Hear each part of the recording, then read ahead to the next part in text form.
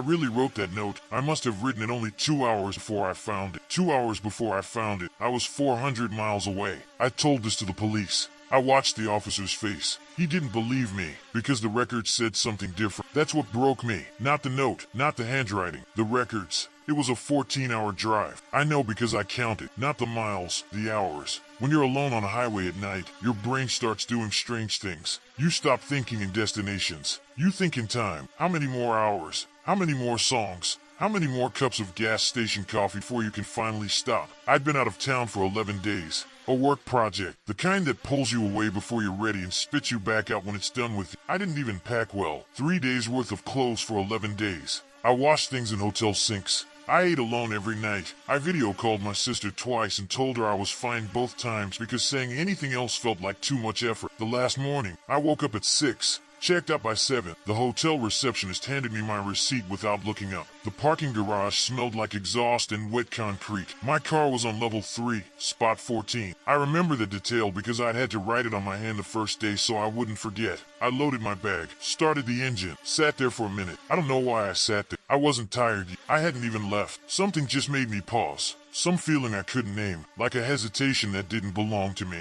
I pulled out anyway. The first 4 hours were fine. Daylight, straight roads, radio. I called a coworker to say I was heading back. We talked for 20 minutes about nothing important, normal things. The kind of conversation you have to prove to yourself that everything is normal. Then the sun went down, and the roads got quieter. I remember the sky that night. It was one of those skies that sits too low. Heavy clouds pressing down like a ceiling that keeps dropping. The kind of night where your headlights feel useless. You can see 20 feet ahead and nothing else. Just road, just dark, just the white lines pulling you forward. I stopped once. A gas station somewhere between nowhere and home. Fluorescent lights humming. A teenager behind the counter not looking up from his phone. I bought coffee and a pack of crackers I never opened. My reflection in the glass door looked older than I expected. Tired in a way that sleep doesn't fix. I stood there for a second longer than I should have. Something felt off. I told myself it was exhaustion. I got back in the car. The coffee was too hot to drink. I held it anyway. The last 2 hours I didn't play any music. I don't know when I turned it off. I just noticed at some point that it was silent and I hadn't minded. I was thinking about my apartment. Specifically, I was looking forward to my own bed, my own pillow, the specific way my bedroom smells in the morning. Small things. The things you miss without realizing you miss them. I pulled into my parking spot at 11:52 p.m. I remember the time because I checked my phone right before I turned off the engine. I sat there for a moment. Engine ticking, rain starting, just a few drops at first, then more, then the kind of steady rain that feels like it's been going on for hours even though it just started. I grabbed my bag from the back seat. The building entrance light was flickering. It had been flickering for 3 months. I'd reported it twice. I took the stairs because the elevator in my building has a 2-second delay before the doors close, and I've never been able to explain why that bothers me, but it does. 3rd floor, my door. I put the key in. I turned it. I pushed it open. The air inside was... I stopped. I always leave the thermostat off when I travel. Always. Not to save money. I just don't like the idea of heat running in an empty apartment. I don't know why. I just don't. But the air was warm. Not stuffy. Not the stale warmth of a closed room. Warm like someone had been there recently. Like body heat still hanging in the air. I told myself it was the building's central heating. I told myself a lot of things in those first few seconds.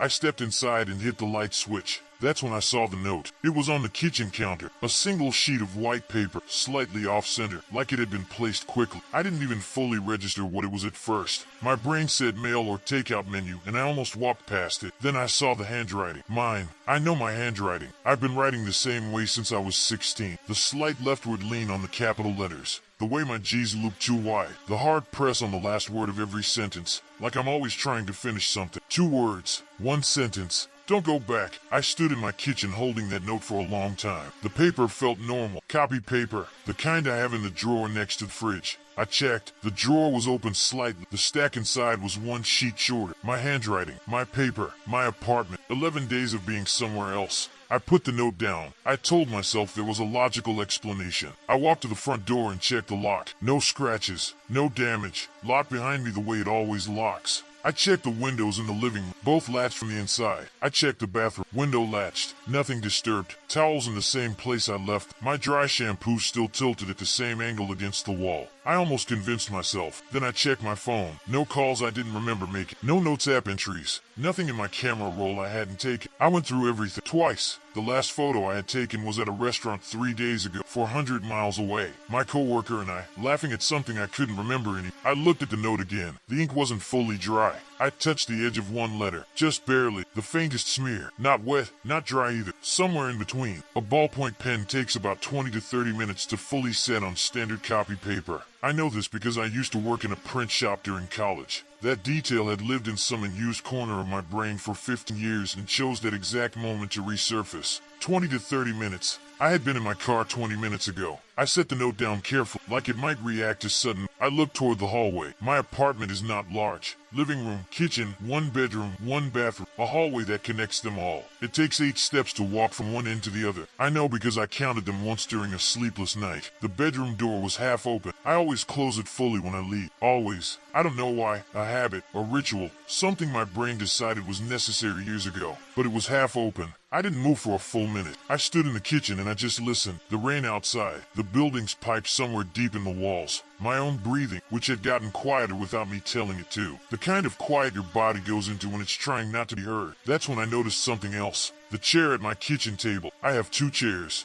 I live alone. I always push them both in when I leave. It's one of those small compulsive things, pushed in, even. Both of them, every time. I don't think about it. I just do it. One chair was pulled out. Not much. Maybe 6 inches. Like someone had sat in it recently, pushed back slightly when they stood up. I stared at that chair for a long time. Then I heard it. A sound from the bedroom. Not a crash. Not a voice. Just a shift. The sound of weight redistributing. The specific sound a mattress makes when someone moves on it. My mattress. Every rational thought I had lined up and presented itself. The building settling. A cat that somehow got in. Anything. Everything. I cycled through 12 explanations in about 4 seconds and rejected all of them because I knew that sound. I lived alone. I had lived alone for 6 years. You learn the sounds of your own space the way you learn the sounds of your own breathing. You don't think about them. They just exist. And when something new appears inside that silence, some part of you that predates logic recognizes it immediately. Something was on my bed. I backed toward the front door, slowly. I kept my eyes on the hallway, the half-open door, the thin strip of darkness in the gap. Then the door opened a little more. Not all the way, just an inch, maybe 2, like something was leaning against it from the other side. My hand found the front door handle. I turned it without looking, pulled it open, stepped backward into the hallway. I didn't run. I don't know why. My legs just moved backward, slowly, 1 step at a time, like my body had decided that running would make it real. I watched my apartment door the whole way to the stairwell. It stayed still. I went down 3 flights in under 10 seconds and pushed through the building entrance into the rain. My car was right there. I got in, locked the doors, sat there with the engine off, watching the building entrance, my 3rd floor window. The light in my bedroom turned off. I had not turned it on. The police came 40 minutes later. 2 officers. They walked through the apartment while I stood in the hallway. 7 minutes. That's how long it took them to decide there was no one there. No signs of forced entry. No signs of disturbance. Windows locked from the inside. Everything in order, except a note. One of the officers held it up with 2 fingers like it was evidence, which I supposed it was. He asked if I had written it. I said I didn't know. He looked at me the way people look at you when they've already made up their mind. His partner checked the thermostat, set to 72. He asked if I had said it before leaving. I said no. He wrote something down. Then one of them pulled up something on his phone and showed it to me.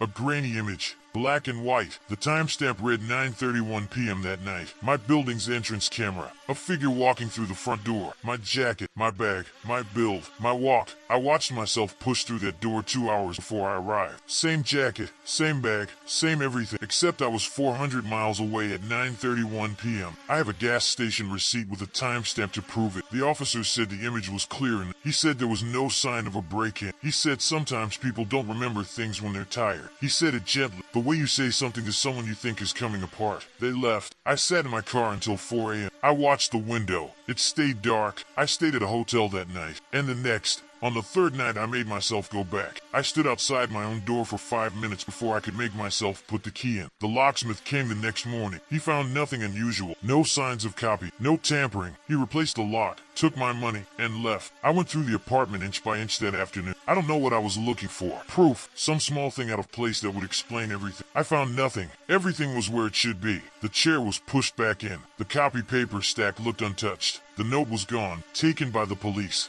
I went back to that gas station 3 weeks later and asked to see their records. The receipt existed. The timestamp matched. The teenager behind the counter didn't remember me. I hired someone to look at the security footage. Not a professional. A friend of a friend who knew about cameras. He said the figure in the footage moved like a real person. No artifacts. No editing. He said the timestamp was genuine. He said he was sorry he couldn't tell me more. The case was closed for lack of evidence. I still live in that apartment. I don't know why. Maybe because leaving felt like admitting something I wasn't ready to admit. Maybe because I kept thinking an explanation would come. Something small. Something obvious. The kind of thing you feel stupid for not seeing sooner. It never came. I changed the thermostat setting to off before I go to sleep every night now. I double check it. Sometimes I check it twice. It's always set to 72 when I wake up. And the chair, it's always pulled out.